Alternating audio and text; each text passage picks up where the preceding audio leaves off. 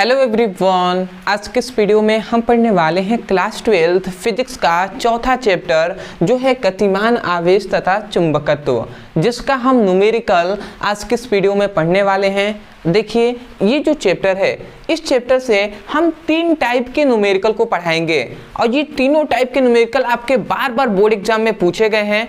और देखिए, 2 हम न्यूमेरिकल आपको कराएंगे जो होंगे 3-3 नंबर वाले हम प्रश्नों को आपको बताएंगे और एक हम न्यूमेरिकल बताएंगे जो 5 नंबर के इस टाइप के प्रश्न आपसे पूछे जाते हैं। तो इस तरीके से हम 3 आपको न्यूमेरिकल आज के इस वीडियो में बताने वाले हैं।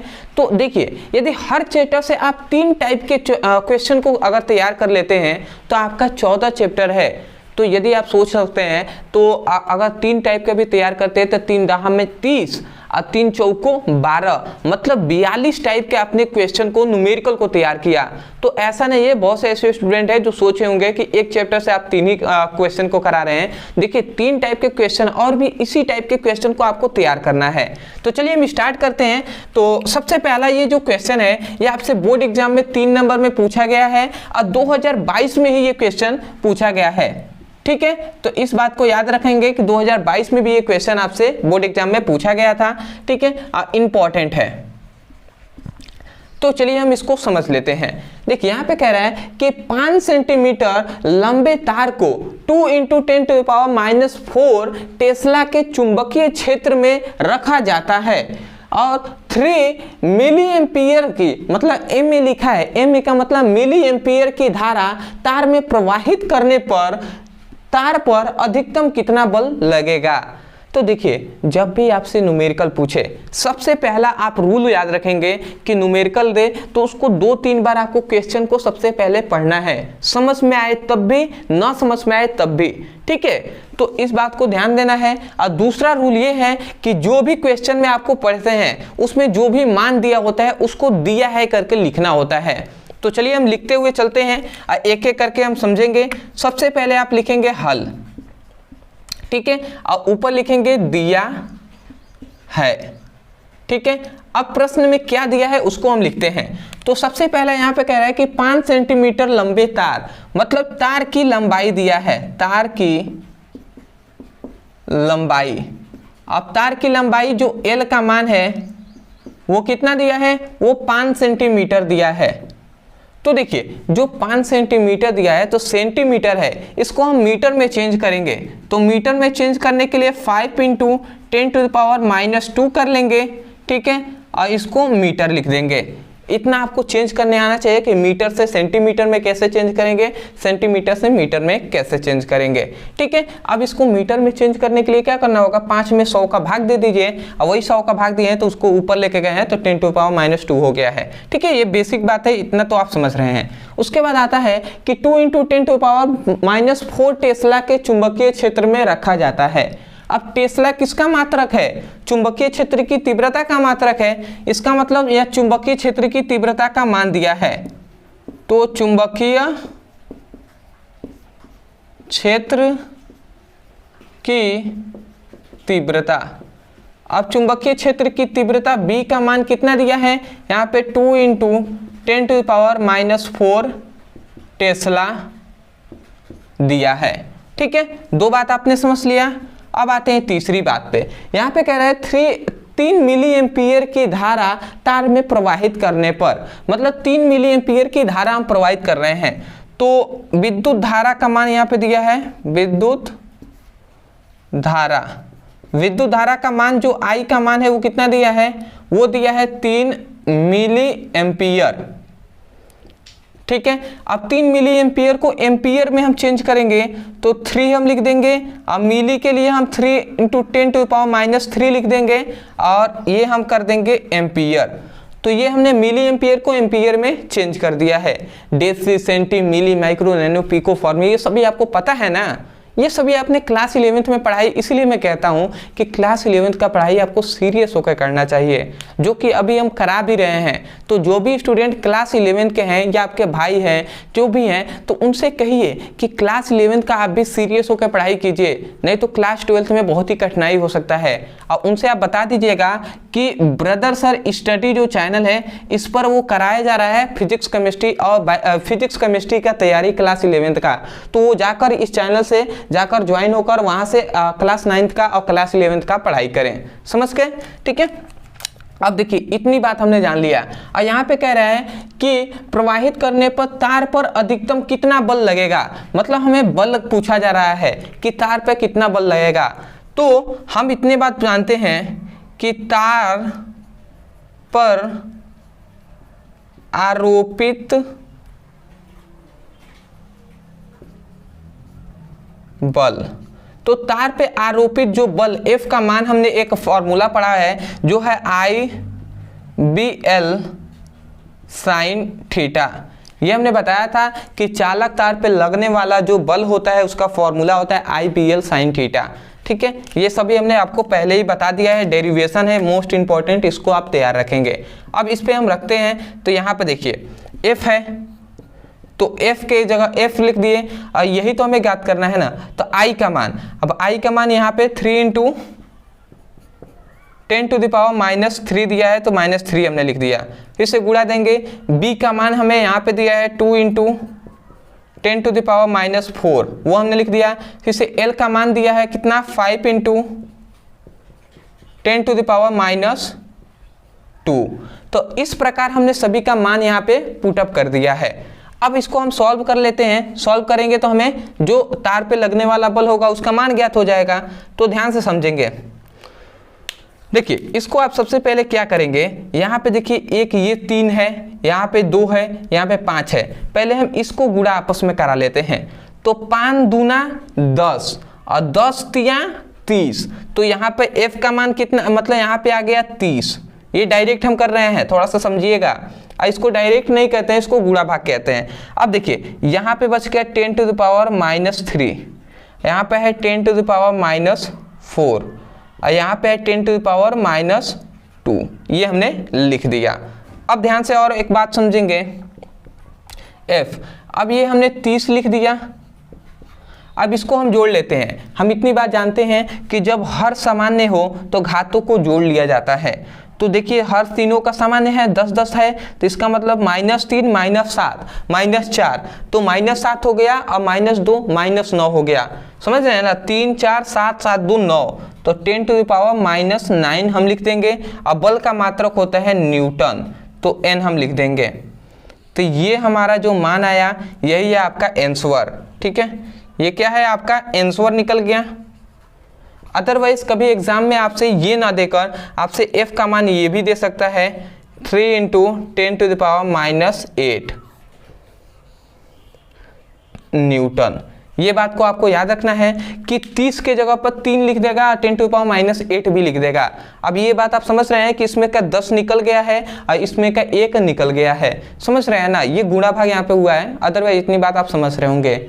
तो स्क्रीनशॉट ले लीजिए। ये है आपका 3 नंबर वाला, दूसरा भी एक और है 3 नंबर का, वो भी हम देख लेते हैं। ठीक है, तो सेकेंड क्वेश्चन है हमारा। यहाँ पे हमने सेकेंड क्वेश्चन ले लिया है जो 3 नंबर के आपके बोर्ड एग्जाम में पूछा भी गया है। ठीक है, इस टाइप के और भी क्वेश्चन आपको तैयार करना है।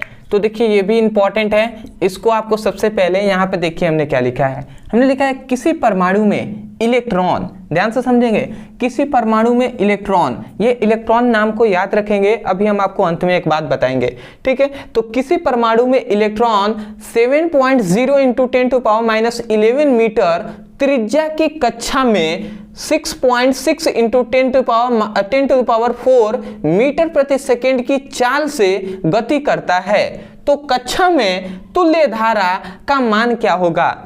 अब देखिए इतनी बात याद रखेंगे, तुल्य धारा कहे या समतुल्य धारा कहे, दोनों बात एक होता है, तुल्य धारा या समतुल्य। ठीक है, तो सबसे पहले तो ये बात हम जानते हैं, 2-3 बार आपको पढ़ लेना है। उसके बाद आपको जो दिया है उसे आपको लिखना है, रूल नंबर 2 है। तो चलिए हम पहले इसको हल करते हैं। हल में लिखते हैं दिया है, और जो दिया है उसे हम लिखते हैं। तो सबसे पहले यहाँ पे दिया है परमाणु में इलेक्ट्रॉन इतनी त्रिज्या, मतलब त्रिज्या का मान दिया है इतना, क्योंकि देख रहे हैं अंत में मीटर है, त्रिज्या का मात्रक भी मीटर होता है। तो यहाँ पर त्रिज्या, तो त्रिज्या r का मान कितना दिया है 7.0 × 10⁻11 मीटर होता है। ठीक है जी, इतना हमने लिख दिया। उसके बाद कह रहा है त्रिज्या की कक्षा में 6.6 इंटू 10⁻⁴ मीटर प्रति सेकेंड की चाल से गति करता है। तो चाल कहे या वेग कहे, चाल या वेग का मान यहाँ पे दिया है जो है 6.6 इंटू 10⁴ मीटर प्रति सेकेंड। अब देखिए वही इंपॉर्टेंट हम बात बताने वाले थे। देखिए बहुत से स्टूडेंट इसको गलत तब कर देते हैं, जैसे यहाँ पे चाल दिया है तो वो चाल को समझ नहीं पाते कि चाल है या वेग है। तो देखिए जब भी इलेक्ट्रॉन की गति के बारे में बात हो या इलेक्ट्रॉन की चाल के बारे में बात हो, वेग के बारे में बात हो, वहाँ पे यदि चाल आपसे पूछा जाता है तो चाल का मतलब वेग ही है। उसका वेग जैसे प्रकाश का चाल हम कह देते हैं तो 3 × 10⁸ मीटर प्रति सेकेंड कहते हैं, या कभी कभी प्रकाश का वेग ना कहकर हम चाल भी कह देते हैं। तो दोनों में एक ही हम आंसर देते हैं ना। उसी प्रकार इलेक्ट्रॉन की बात हो तो चाल कहे या वेग, दोनों का हम भी ही रखेंगे, मतलब वेग का ही मान रखेंगे। तो ये आपने दे दिया। उसके बाद कह रहा है कि तुल्य धारा का मान ज्ञात कीजिए, मतलब समतुल्य धारा, जो समतुल्य धारा है इसका मान आपको क्या करना है, हमें ज्ञात करना है। तो देखिए समतुल्य धारा ज्ञात करने के लिए आपको फॉर्मूले कुछ याद होने चाहिए। तो जैसे मैं कर रहा हूं आपको थोड़ा सा समझते जाना है, उसके बाद मैं आगे और भी आपको बताऊंगा, तब आपको समझ में आएगा। अभी हम केवल याद करेंगे, हम कोणीय वेग को ज्ञात करेंगे, कोणीय वेग। अभी हम केवल कोणीय वेग ज्ञात करेंगे। कोणीय वेग बराबर जो होता है, ये एक फॉर्मूला होता है, कोणीय वेग ओमेगा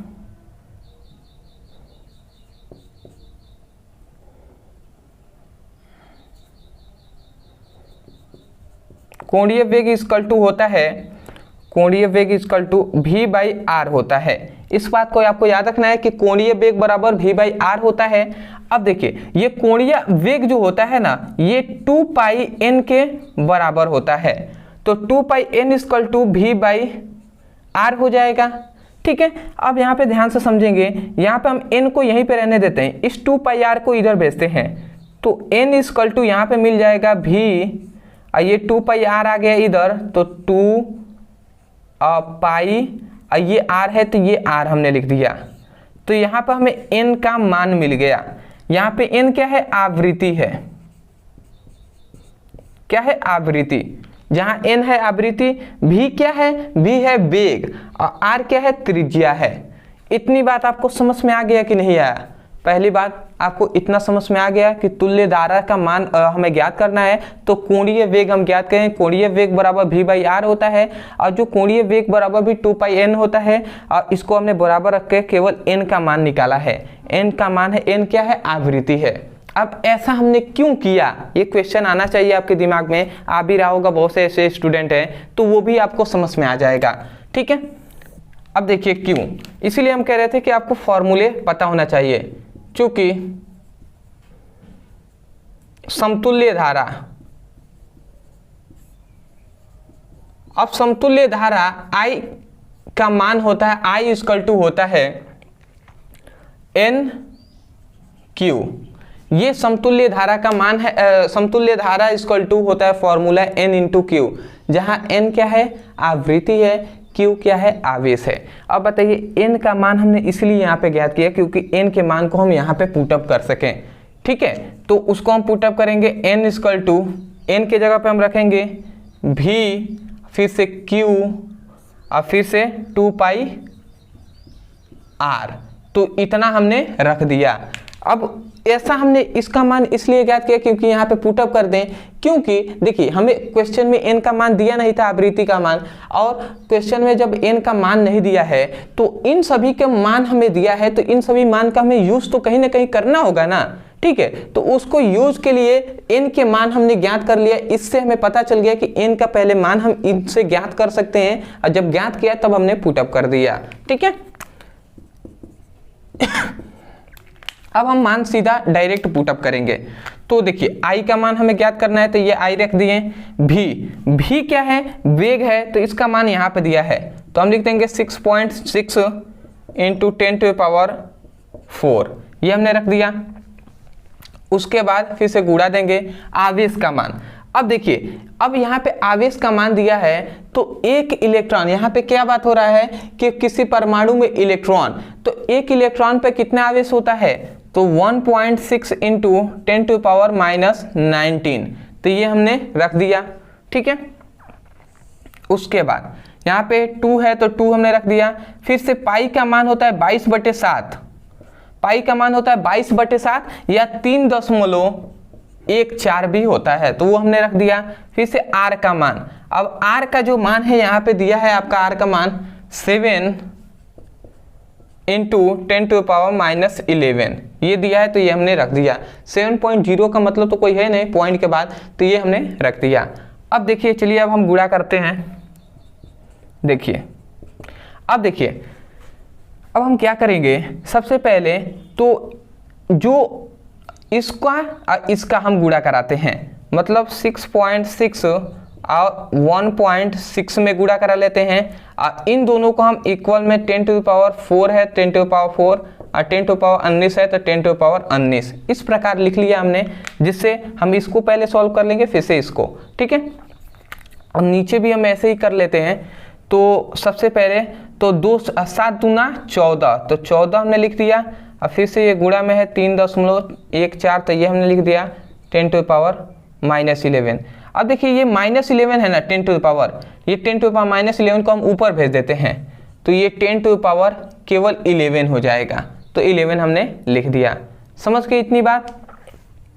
अब देखिए, अब हम आगे सॉल्व करते हैं। तो जब हम इसकी बात को आपको याद रखना है कि जब 6.6 का 1.6 में हम गुणा कराएंगे तो हमें कितना मिलेगा, 10 इंटू 10.56 मिलेगा। आप गुणा करा कर देख लीजिएगा, जब 6.6 का आप 1.6 में गुणा कराएंगे तो आपको कितना मिलेगा, 10.56 आपको मिल जाएगा। अब उसके बाद ये 11 है, देखिए दोनों का जब हर सामान्य हो तो घातों को हम जोड़ लेते हैं, तो 10 है, 11 है, 11 5 15 हो जाएगा। तो यहाँ पे 10⁻15 हो गया, और ये 10⁻⁻19 है, 10⁻⁻19 है। ठीक है, तो बताइए 15 में से 19 को, जब 19 में से 15 गया तो -4 बचेगा कि नहीं, तो हम चाहें तो डायरेक्ट यहाँ पे लिख दें। चलिए छोड़िए, अभी हम आगे लिखते हैं। अब देखिए, जब 14 में आप इतना का गुणा कराएंगे, ठीक है, 14 में 3.14 से गुणा कराएंगे तो 43 आपका कितना मिलता है, 43.96।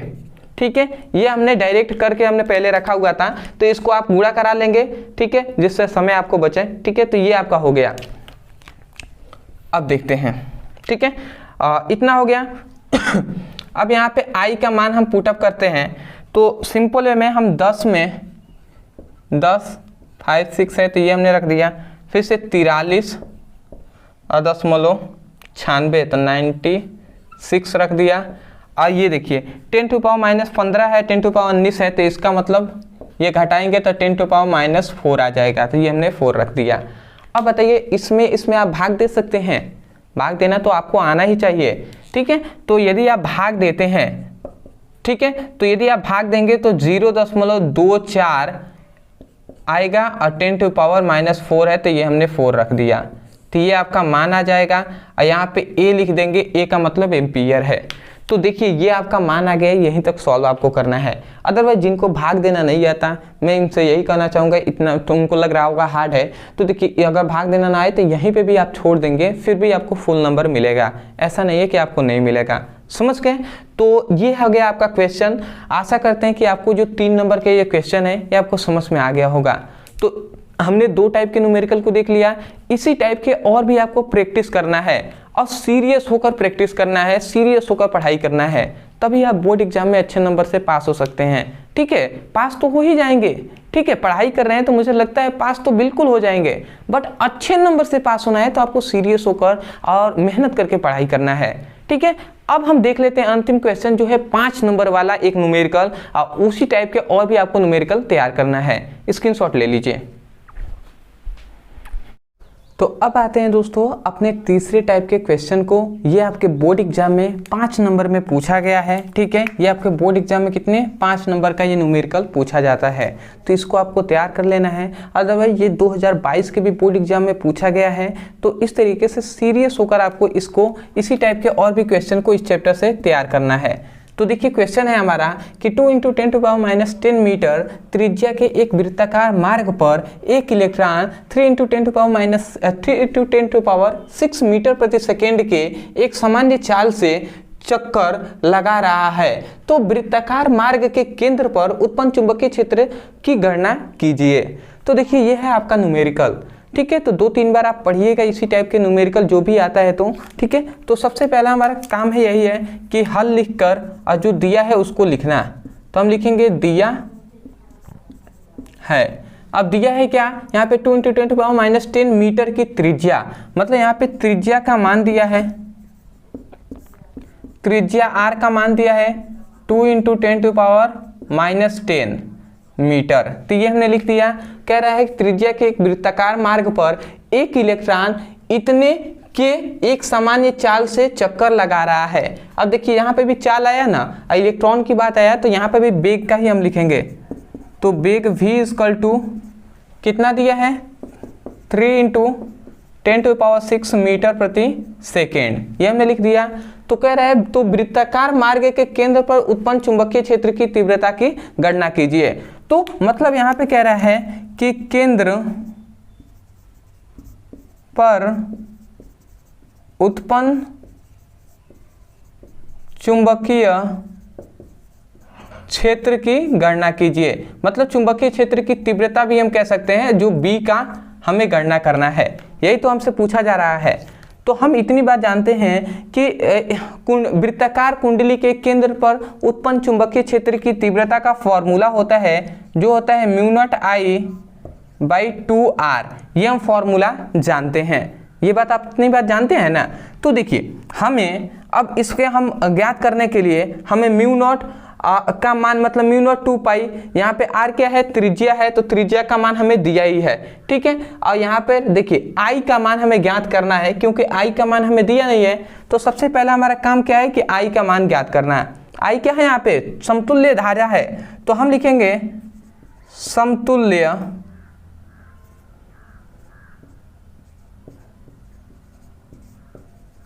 धारा। तो समतुल्य धारा बराबर होता है, समतुल्य धारा का अभी हमने फॉर्मूला पढ़ा था। क्या हमने पढ़ा था, अभी हमने जस्ट दूसरे न्यूमेरिकल में ही आपको बताया है कि समतुल्य धारा बराबर होता है QV/2πr।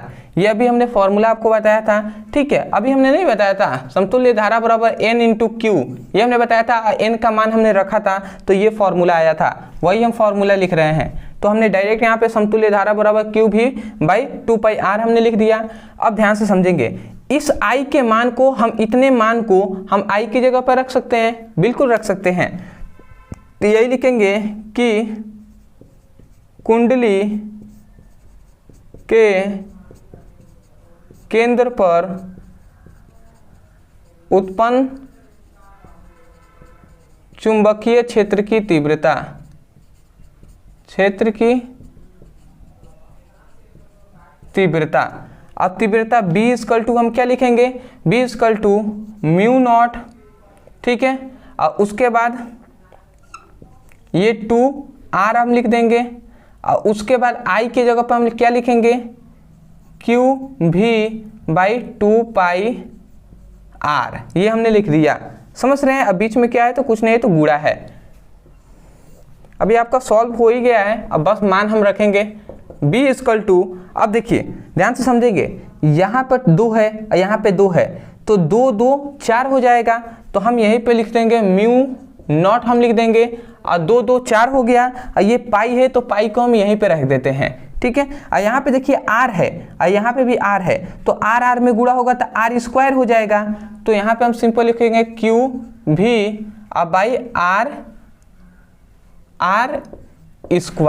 ये हमने लिख दिया। समझ रहे हैं, इतनी बातों को हमने केवल इसका 2 2 का गुणा कराया तो 4 पाई आ गया है, और उसके बाद r r का गुणा है तो r² आ गया है, ठीक है।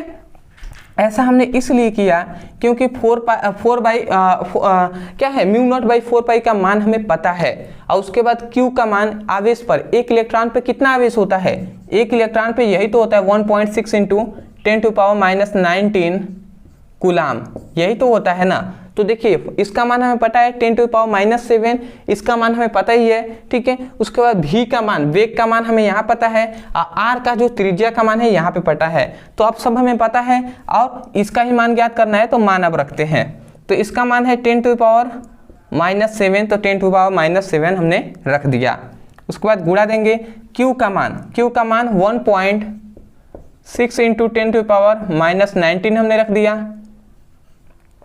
फिर से गुणा, V का मान यहाँ पे दिया है 3 इंटू 10⁻⁶, तो 3 इंटू 10⁻⁶ हमने रख दिया, ठीक है। नीचे अब देखिए नीचे है R², यही ना है। R² का मान कितना दिया है, यहाँ पे दिया है 2 इंटू 10⁻10, तो 2 इंटू 10⁻10, इसका होल स्क्वायर दिया है। तो बताइए 2 का यदि होल स्क्वायर का है तो इसका मतलब 2 दूना 4, तो 2 दूना 4 हमने कैसे कहा, 2 गुणे 2 कर दिया ना, तभी तो 4 आया ना, ठीक है। यदि 3 का होल स्क्वायर का है तो इसका मतलब 3 गुणे 3, तभी तो 9 आएगा। इसी प्रकार इसका यदि होल स्क्वायर है तो होल स्क्वायर का मतलब इसका भी हम 2 गुना कर देंगे, ठीक है, 10⁻⁻10 कर देंगे। समझ रहे हैं, होल स्क्वायर का मतलब 2 बार गुणा में लिखना, तो 2 बार हमने इसको लिख दिया 2 इंटू 10⁻10, फिर से 2 इंटू 10⁻10, ठीक है। बेसिक हम बात बताते हैं आपको, जिससे आपको जितना हो सके समझ में आए, ठीक है। अब देखिए इसको हल करते हैं। अब हल करने के लिए हम क्या करेंगे, ध्यान से समझेंगे। सबसे पहले यहाँ पे 1.6 है, यहाँ पे 3 है। अब इन दोनों का गुणा कराएंगे तो इसको 16 या 48 मतलब 4.8 हो जाएगा, ठीक है। इसका यदि 1.6 में आप 3 का गुणा कराएंगे तो 4.8 आएगा, ठीक है। और उसके बाद ये ध्यान से समझेंगे 10⁻⁻7 है और 10⁻⁻19 है, तो 19 और 7 कितना हो जाएगा 26, तो 10⁻⁻26 ये हो जाएगा। और उसके बाद 10⁻6 है तो ये हमने 10⁻6 लिख दिया, ठीक है। अब देखिए ये 2 दूना 4 हो जाएगा, तो अभी फिलहाल 2 गुणे हम 2 ही लिखते हैं, ठीक है। और ये 10⁻10 है और 10⁻10 मतलब 10⁻⁻20 हो गया, ये हमने लिख दिया। अब ध्यान से आपको समझना है, हम इतनी बात जानते हैं कि कोई भी संख्या हो यदि हम 2 से भाग देते हैं तो उसका आधा हो जाता है। तो ये 2 का भाग हम देंगे 4.8 में, तो बताइए 4 का आधा कितना होता है, 2 होता है। और फिर से 8 का आधा कितना होता है, तो 8 का आधा होता है 4। तो इसका मतलब 2 का हम भाग देंगे 4.8 में तो 2.4 आएगा, तो 2 हमने 4 लिख दिया, ठीक है। अब ध्यान से समझेंगे, फिर से अब इसको आगे हम नीचे सॉल्व करते हैं। तो ये 2 हमने 4 लिख दिया, फिर से 10⁻, ये 26 है और ये कितना है, ध्यान से समझेंगे, ये 26 है और ये 6 है। तो 6 जब घट जाएगा 26 में से तो 10⁻, केवल 20 बचेगा, -20, ठीक है। अब देखिए यहाँ पे केवल बचा 2 और यहाँ पे 10⁻−10 है, 10⁻−20 है, ये ऊपर चला जाएगा तो माइनस है, ऊपर जाएगा तो प्लस हो जाएगा। तो जब प्लस होगा तो यहाँ पे 10⁻20 हो जाएगा और नीचे केवल 2 बच गया। अब देखिए ये 2 फिर से इसमें जाकर 2 का इसमें भाग देगा तो 2 एकम में 2, ठीक है। और ये 4 है तो केवल 4 उतरा जाएगा, ठीक है। समझ पा रहे हैं कि नहीं, सॉरी नहीं उतराएगा ना, 2 एकम में 2 और 2 दूना 4, ठीक है, 1.2 आएगा, ठीक है। तो यहाँ पे b का मान आया 1.2 आ गया। और 10⁻, ध्यान से समझेंगे, ये 10⁻−20 है और 10⁻20 है, तो ये दोनों आपस में ही कैंसिल हो जाएंगे, ठीक है। तो केवल 1.2 बचा। और विद्युत क्षेत्र की तीव्रता का मात्रक होता है टेस्ला, ठीक है। तो ये आपका सॉल्व हो गया है, ये आपका सॉल्व हो गया, ये आंसर आ गया आपका। तो वैद्युत क्षेत्र की तीव्रता का मात्रक है 1.2 इंटू 1.2 टेस्ला होगा। तो ये देखिए कितना सिंपल सा क्वेश्चन था, बट जो भी स्टूडेंट यहाँ पर ही देखिए फॉर्मूला ही तो ज़्यादा मेन है ना, फॉर्मूला जो भी स्टूडेंट फॉर्मूला समझ लिया, इसको हल कर लिया, उसको ये सभी गुणा भाग तो आ ही जाएगा, क्योंकि आप क्लास 12th में पढ़ाई करते हैं, ठीक है। तो आशा करते हैं आप समझ गए होंगे फॉर्मूला के लिए, इसलिए हमने क्लास 12th के पूरे फिजिक्स का हमने फॉर्मूला पढ़ा दिया है, ठीक है। यदि आप सभी को फॉर्मूले को याद करना चाहते हैं, एक ही वीडियो में देखना चाहते हैं, तो आप यूट्यूब पे केवल लिखिएगा class 12th all formula brother sir, इतना लिखेंगे तो आपको मिल जाएगा। Class 12 physics all formula brother sir, इस प्रकार लिखेंगे, वीडियो मिल जाएगा। अदरवाइज मैं यही कहूँगा, यदि आपको समझ में आया है तो चैनल से जुड़ जाइएगा, क्योंकि आगे भी ऐसे ही कंटेंट आपके लिए प्रोवाइड कराते रहेंगे। और दूसरी बात, यदि आप सीरियस हैं क्लास 12 की पढ़ाई करने के लिए, तो मैं आपसे रिक्वेस्ट करूंगा कि आप चैनल के प्लेलिस्ट में जाकर वहां से चैप्टर वाइज सभी इंपॉर्टेंट केवल क्वेश्चन को पढ़ाई कीजिए। समय आपके पास कम है, समझ रहे हैं? तो इस प्रकार फिजिक्स केमिस्ट्री की पढ़ाई कीजिए। हिंदी अंग्रेजी का भी हम रेगुलर आपको शाम को 7 बजे 8 बजे हम करा ही रहे हैं, तो इस तरीके से आप रोजाना शाम को अच्छे से पढ़ाई कीजिए। तो चलिए दोस्तों, आज के लिए इतना ही, मिलते हैं एक नए टॉपिक के साथ, तब तक के लिए धन्यवाद।